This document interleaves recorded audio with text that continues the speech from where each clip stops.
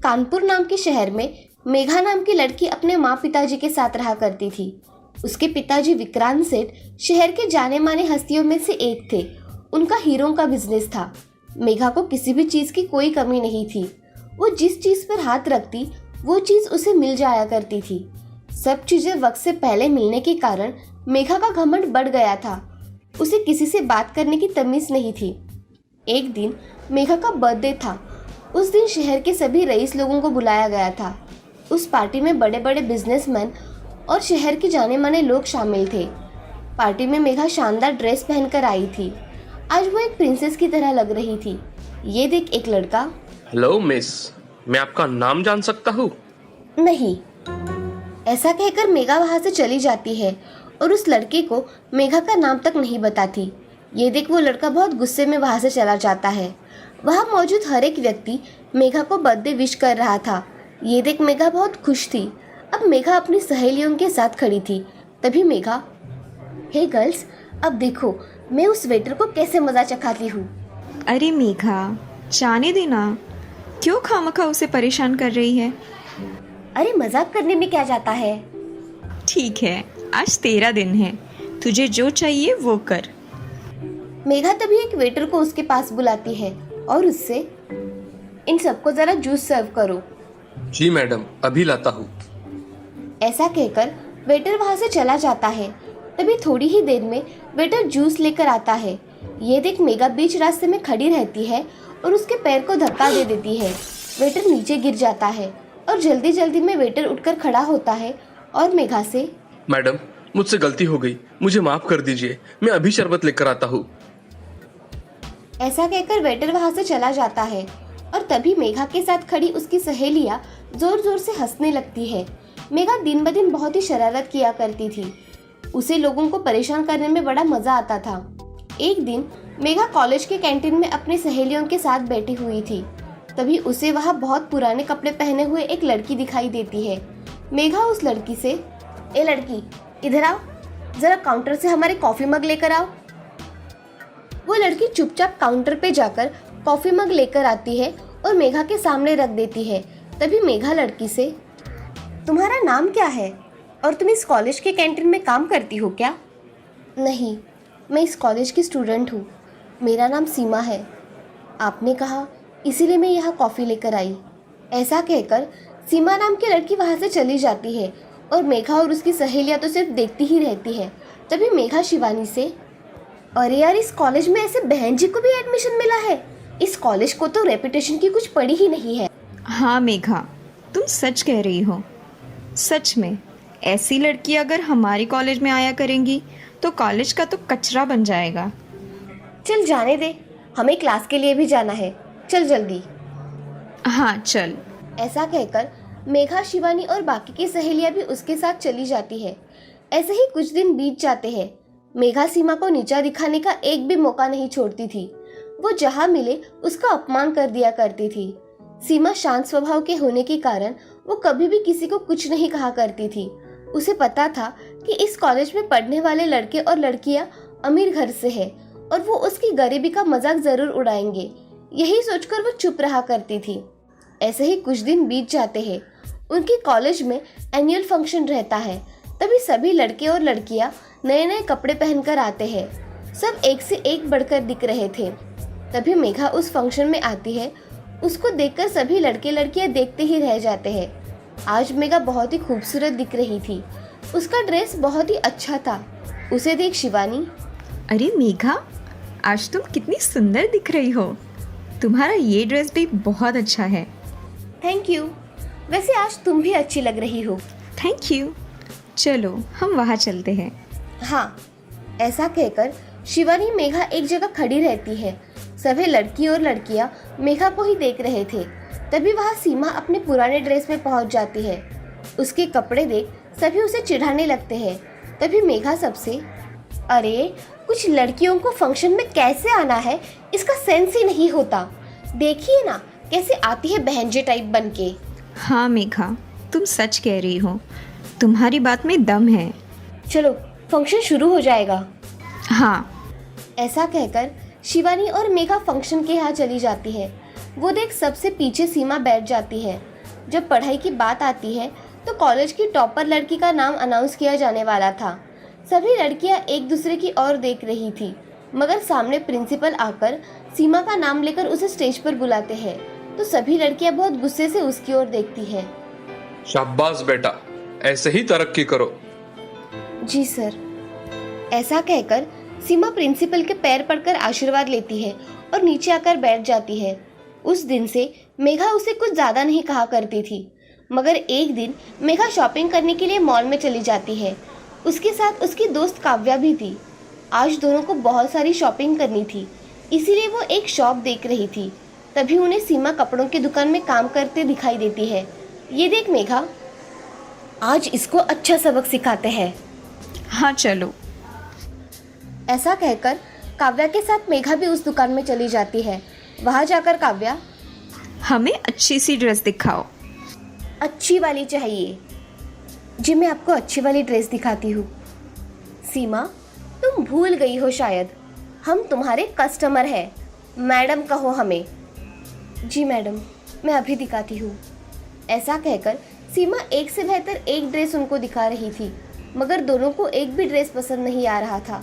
तभी सीमा मेघा से, मैडम ये देखिए, ये आपको बहुत अच्छा दिखेगा और इस ड्रेस का दाम भी कम है। ये सुन मेघा बहुत चिढ़ जाती है। Manager, manager. तभी वहाँ मैनेजर आ जाता है और मेघा से, क्या हुआ है मैडम, आपको कोई समस्या है तो मुझे बताइए। ये आप कैसे लोगों को काम करने के लिए रखते हो? इन्हें ठीक से कपड़े दिखाना भी नहीं आता और मुझे सिखा रही है कि इस कपड़े के पैसे कम है। ऐसे करते हैं कस्टमर को हैंडल? मैडम, उसे माफ कर दीजिए, उससे गलती हो गई, उसे पता नहीं था कि आप कौन हैं। आप ऐसे लोगों को काम पर रखते हो, इसीलिए शॉप पर कोई नहीं आता। अब मैनेजर को बहुत गुस्सा आ जाता है। वो सीमा को बहुत खरी खोटी सुनाता है और उसे जॉब से निकाल डालता है। सीमा रोने लगती है, मगर उसकी बात कोई नहीं सुनता। उसकी बातें सुने बिना ही उसको काम से निकाल डाला जाता है। ये देख सीमा बहुत दुखी हो जाती है। सीमा रोते हुए मॉल से बाहर आ जाती है। उसका घर जाने का मन नहीं होता। उसके घर पर वो अकेली थी जो एक कमाने का सोर्स थी। वो घर जाकर अपनी माँ को क्या बताती, इसी वजह से वो बहुत रो रही थी। आज वो रास्ते के एक जगह खड़े होकर बहुत रो रही थी। तभी उसको किसी लड़की की आवाज़ सुनाई दी। वो मदद मांग रही थी। उसकी आवाज़ सुनकर सीमा अपने आंसू पोंछकर वहाँ देखने जाती है तो उसे कुछ गुंडे लड़की को छेड़ रहे हैं ऐसा दिखाई देता है। वो पास जाकर देखती है तो वो लड़की दूसरी तीसरी कोई ना होकर मेघा थी। मेघा की गाड़ी उन लड़कों की गाड़ी का एक्सीडेंट हुआ था और हमेशा की तरह मेघा उन्हें नीचा दिखाने लगी, मगर इस बार मेघा फंस गई थी। उसका घमंड उसे महंगा पड़ा था। वो लड़के उसके साथ बदतमीजी कर रहे थे। एक लड़का, अब क्या करेगी जाने मन, इसको तो अब हम नहीं छोड़ेंगे, हमें बहुत भला बुरा कह रही थी ना, अब देखो। उनकी बातें सुन मेघा बहुत डर जाती है। मुझे छोड़ दो, इसका नतीजा अच्छा नहीं होगा। हमें मत धमकाओ, हम डरने वालों में से नहीं है। ऐसा कहकर एक लड़का उसके मुंह पर सिगरेट का धुआं छोड़ता है। तभी सीमा वहां आ जाती है। रास्ते का पत्थर उठाकर एक लड़के को मारती है। वो लड़का वहीं गिर जाता है। बाकी के लड़के मेघा को छोड़ सीमा को पकड़ लेते हैं। सीमा उन गुंडों की बहुत पिटाई करती है। उसमें उसे भी बहुत चोट आती है। तभी मेघा पुलिस स्टेशन कॉल करके पुलिस को बुला लेती है और उसके पिताजी को कॉल करके बुला लेती है। थोड़ी देर बाद मेघा के पिताजी और पुलिस आ जाती है। उन्हें देख लड़के भागने लगते हैं, मगर पुलिस उन्हें पकड़ कर लेकर जाती है। मेघा सीमा की उठने में मदद करती है। मेघा सीमा से, तुम सही समय पर ना आती तो आज मेरा क्या होता क्या पता। अरे मेघा, तुम ऐसे मत कहो, मैं तुम्हारे काम आई, यही बहुत है मेरे लिए। मुझे मेरी गलतियों के लिए माफ़ कर दो। मैंने जानबूझकर तुम्हें तकलीफ दी है, फिर भी तुमने मेरी मदद की। तुम सच में बहुत अच्छी हो। ऐसा कहकर मेघा रोने लगती है। तभी सीमा उसे गले लगाकर उसे माफ़ कर देती है। अब वो दोनों अच्छी सहेलियां बन जाती है। अब मेघा हमेशा सीमा की मदद करती है और सीमा की जॉब फिर से दिलवा देती है। अब सीमा जॉब करके अच्छी तरह पढ़ाई कर रही थी। मेघा और सीमा की दोस्ती भी दिन ब दिन गहरी हो रही थी। इस कहानी से हमें ये सीख मिलती है कि कठिन समय में हमेशा धैर्य से काम लेना चाहिए। अगर कोई संकट में हो तो उसकी मदद करनी चाहिए हमेशा घमंड अच्छा नहीं होता। हमारा घमंड हमेशा हमारा नुकसान करता है। वो कहते हैं ना, कर भला तो हो भला। राघवपुर नाम के गांव में सुंदर नाम का एक लड़का रहा करता था। उसकी माँ शारदा उसकी शादी करवाना चाहती थी। एक दिन शारदा अपनी बहन मालती से, मालती कैसी हो? मैं ठीक हूँ दीदी, तुम कैसी हो? मैं भी अच्छी हूँ। मैंने तुम्हें सुंदर के लिए अच्छी लड़की ढूंढने के लिए फोन किया था। तुम्हारी नजर में कोई अच्छी लड़की हो तो मुझे बताना। ठीक है दीदी। दोनों की ऐसी बातचीत हो जाने के बाद शारदा फोन रख देती है। तभी सुंदर वहां आ जाता है। माँ, मैं कुछ दिनों के लिए ऑफिस टूर के लिए बाहर जा रहा हूँ। ठीक है बेटे, कितने दिनों के लिए जाने वाले हो? लगभग 15 दिन के लिए। ठीक है बेटा। अब सुंदर अगले ही दिन ऑफिस टूर के लिए निकल जाता है और शारदा अपने काम करने में व्यस्त हो जाती है। तभी शारदा की सहेली निर्मला उसके घर में आ जाती है। अरे शारदा, घर पर हो क्या? आओ ना निर्मला बहन, क्या काम था? अरे सुंदर के लिए एक अच्छी लड़की का रिश्ता लाई हूँ, तुम देख लो फोटो। दिखाओ जरा। हाँ ये लो। ऐसा कहकर निर्मला शारदा को फोटो दिखाती है। उस फोटो में लड़की के मुंह पर मास्क बंधा हुआ रहता है। निर्मला, इस लड़की ने मुंह पर मास्क क्यों लगा कर रखा है? अरे कोरोना का समय है और ये महामारी फैल ना जाए, इसीलिए उसने फोटो निकालते समय मास्क लगा कर रखा हुआ है। अच्छा ठीक है, मुझे तो लड़की पसंद है, सुंदर को दिखाकर तुम्हें बताती हूँ। ठीक है, अब मैं चलती हूँ। ऐसा कहकर निर्मला वहां से चली जाती है। अब शारदा सुंदर आने का इंतजार कर रही थी। तभी कुछ ही दिनों में सुंदर घर आ जाता है। अब उसका ऑफिस का काम बढ़ जाने के कारण उसे समय ही नहीं मिल रहा था। तभी शारदा सुंदर के पास जाकर, बेटा ये फोटो निर्मला बहन मुझे देकर गई है, तुम देख लो लड़की को, अगर पसंद आए तो हम बात आगे बढ़ा सकते हैं। सुंदर अपनी माँ के हाथ से फोटो लेकर देखता है और उसे लड़की बहुत पसंद आ जाती है। तभी, माँ, मुझे लड़की बहुत पसंद है, मगर इसने मुंह पर मास्क क्यों लगा कर रखा है? अरे महामारी की वजह से उसने मास्क पहनकर फोटो निकाला है। अच्छा। ऐसा कहकर सुंदर वहां से चला जाता है और शारदा निर्मला को बात आगे बढ़ाने के लिए बोल देती है। कोरोना की वजह से उनका मिलना नहीं होता, इसीलिए सुंदर उसका नंबर लेकर वीडियो कॉल करता है। तभी लड़की रेशमा, नमस्ते। नमस्ते, हमें निर्मला जी ने तुम्हारा नंबर दिया। तुम क्या करती हो बेटी? जी मेरी पढ़ाई पूरी हो गई है, अब मैं घर के ही काम करती हूँ, बाकी सिलाई कढ़ाई भी कर लेती हूँ। अच्छा, तुमने अभी भी चेहरे पर मास्क क्यों लगा कर रखा है? फोटो में ठीक है, मगर घर में भी तुम मास्क लगाती हो क्या? नहीं माँ जी, वो मुझे थोड़ी सर्दी हो गई थी, इसी वजह से किसी को इन्फेक्शन ना हो, इसलिए मैंने मास्क लगा कर रखा है। ठीक है, सुंदर से बात करो। नमस्ते। नमस्ते, कैसी है आप? मैं ठीक हूँ। आपको क्या पसंद है? मुझे सिलाई कढ़ाई के साथ साथ बाकी के काम करना भी अच्छा लगता है। अच्छा, और आप आगे जॉब करना चाहोगी? हाँ, मैं जॉब करना चाहती हूँ। ठीक है, चलो अब मैं फोन रखता हूँ। जी। ऐसा कहकर रेशमा और सुंदर फोन रख देते हैं। तभी शारदा सुंदर से, सुंदर तुम्हें लड़की पसंद आई? हाँ माँ, मुझे लड़की पसंद है। तो मैं उसकी माँ से बात करके रिश्ता पक्का करूँ? जैसा तुम्हें ठीक लगे माँ। ऐसा कहकर सुंदर वहां से ऑफिस के लिए चला जाता है। अब शारदा रेशमा के घर वालों से बात करके रिश्ता पक्का करवाती है और कुछ ही दिनों में रेशमा की शादी सुंदर से हो जाती है। शादी के दिन रेशमा ने मास्क लगा कर रखा था, तभी उसे किसी ने कुछ नहीं कहा, मगर जब वो घर आई तब उसकी सास, बेटी रेशमा अब तुम मास्क निकाल सकती हो, दम घुट रहा होगा तुम्हारा। नहीं माँ जी, मैं अभी अभी दूसरे गांव से आई हूँ, मुझे तो कुछ दिन और कंटिन्यू मास्क लगाना पड़ेगा। तुम्हें क्या कोरोना हो गया है क्या? नहीं माँ जी, मुझे कोरोना नहीं हुआ है, मगर आप सबकी सेफ्टी के लिए ये जरूरी है। ठीक है रेशमा, तुम मास्क पहन सकती हो। ऐसा कहकर सुंदर वहां से चला जाता है। अब रेशमा हर रोज मास्क पहनकर घर में काम किया करती थी। तभी एक दिन रेशमा को बहुत जोर से खांसी आई। तभी उसकी सास उसके पास जाकर, अरे रेशमा जरा धीरे, ये लो पानी पी लो। रेशमा जल्दी जल्दी में मास्क निकाल डालती है और पानी पीती है। तभी उसकी सास आश्चर्य से उसे देखने लगती है। क्या हुआ माँ जी, आप ऐसे क्यों देख रही हो? तुमने हमें फंसाया है। तुम्हारे दांत कितने बड़े हैं और तुम मुझसे कितनी बदसूरत दिख रही हो। इसीलिए तुम हर रोज मास्क लगाकर घूम रही थी ताकि ये बात किसी को पता ना चले। नहीं माँ जी, मैं आपसे छुपाना नहीं चाहती थी, मगर मेरी शादी इन दांतों की वजह से हो नहीं रही थी, इसीलिए मुझे ये मास्क लगाना पड़ा। मुझे ऐसा झूठ पसंद नहीं है। तुम कल ही अस्पताल जाकर इन दांतों का इलाज करवाओ, वरना उन्हें काट डालो। मुझे तुम्हारे दांत अच्छे चाहिए, नहीं तो तुम इस घर में नहीं रह सकती। नहीं माँ जी, ऐसा मत कीजिए। उन दोनों की आवाजें सुन सुंदर बाहर आ जाता है और रेशमा की ओर देखता है तो देखता ही रह जाता है, जैसे कि उसे कोई झटका लगा है। तुम्हारे दांत इतने बड़े हैं इसलिए तुम मास्क घर में हमेशा लगाया करती थी?